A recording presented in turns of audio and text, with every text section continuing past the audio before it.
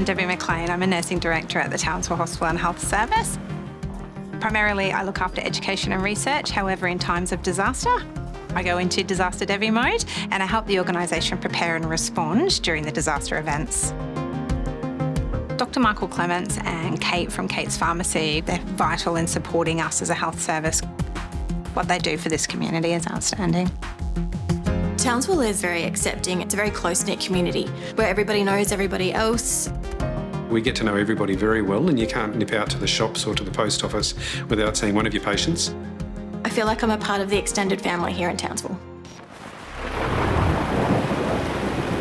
This is the worst bit of rain I've seen being out here for 17 years. My neighbour's house just over to the left of me, their house I would imagine now is about 1.5 underwater. I remember it being Australia Day, sitting at a barbecue and thinking, it started raining. We'd been in a drought, it's been a long time since we had rain, and then it rained a bit more. The dam kept going up and almost cheered when it got to 100%. It was only when it kept going up and up to 200% that we realised that we might be in for some trouble. There were so many losses on so many different levels for people. An absolute nightmare. Emergency calls are coming through fast and quick. I remember standing there with our suitcases and I'd missed the opportunity to evacuate and I felt really stupid as a disaster responder. What I really cared about was getting my children to somewhere safe. Once the children were safe, my focus was on the community.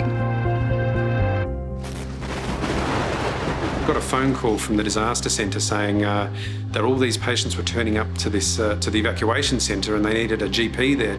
All that last-minute relocation basically ended up with people in evacuation centres at very short notice, so they had none of their personal possessions with them. People were saying, listen, I'm on 5 different pills. I had to leave them at home. I need them now. We were really stuck. We really couldn't get access to every pill. Most of the pharmacies were closed. Most of the general practices were closed. We put our gumboots on. My family and I were able to open the Garbett pharmacy. On the Sunday, we were getting busloads of people from evacuation centres. They were turning up in their wet clothes. Often when people evacuated, the last thing they thought about was their scripts, or their scripts were locked inside a pharmacy that couldn't open or had been flooded. We would try and get photos of scripts, or we were sending out people in rescue boats to collect scripts so we could dispense for the consumers.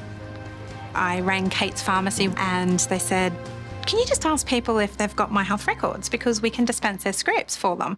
And then all of a sudden, in this disaster event, we went to, I just needed someone's Medicare number. A few clicks and we can see exactly what tablet, exactly what dose, exactly which GP even prescribed it, and we know all the conditions.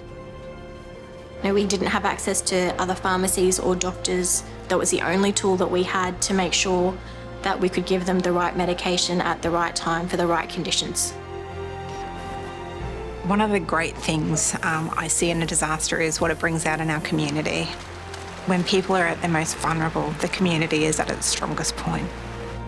Just last week, 10 months to the day, we got to move back home to our refurbished house, and that feels fantastic.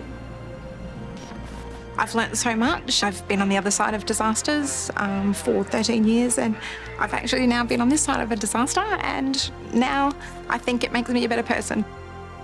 Nobody expects to end up in the emergency department. Nobody expects a flood to drown all of their medications. But my health record shines when there's a crisis.